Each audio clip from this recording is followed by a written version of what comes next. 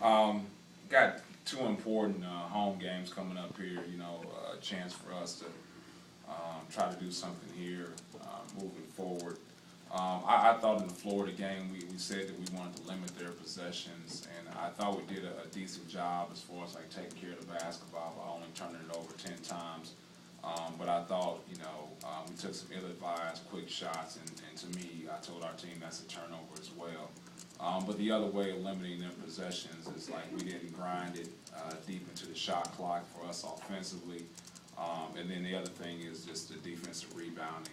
We got killed on the boards. I believe it was 44-20. So when you want to try to beat a quality team like Florida and you're to undermanned, you have to limit the possessions. I thought we did a poor job of that besides, physically taking care of the basketball. So we've got to get healthy again as far as like how we feel about ourselves and how we feel about our team. I thought we lacked some enthusiasm, and more importantly, I really didn't feel that our guys thought that they could win that game. I didn't think they had a belief in themselves. So in order for us to be successful, we got to believe in ourselves, and I didn't think we had that against Florida. So we got to get that back. I guess a thread in these games has been the getting caught at the other team's tempo often and leading turnovers. But when you got guys play with so much effort, how do you get them to tamp it down on one end when they got to play so hard on the other end?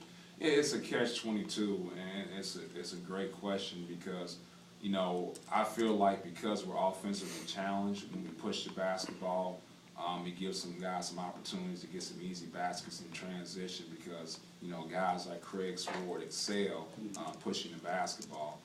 Then sometimes Fred can get an open shot in the corner, or we can outrun some guys.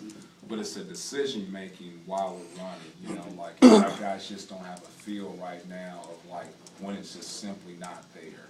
And that could be attested to like Craig Sword's 9 turnovers against Arkansas, where it just simply wasn't there at times. We pushed the envelope. So with a young, inexperienced team and not a lot of point guard play, we have a hard time figuring out when the opportunity is there and when it's not. So, I just felt like it was our best interest to not even try to push the ball, against Florida. And, maybe against Texas A&M, LSU, we'll give them that freedom back because I want those guys to run. I want them to fast break, but we also got to make good decisions while we're doing it. When you watch Elston Turner go for 40 and basically do his best Jesus Shuttlesworth impression at Kentucky, just what stood out to you in that? Is it just getting enough?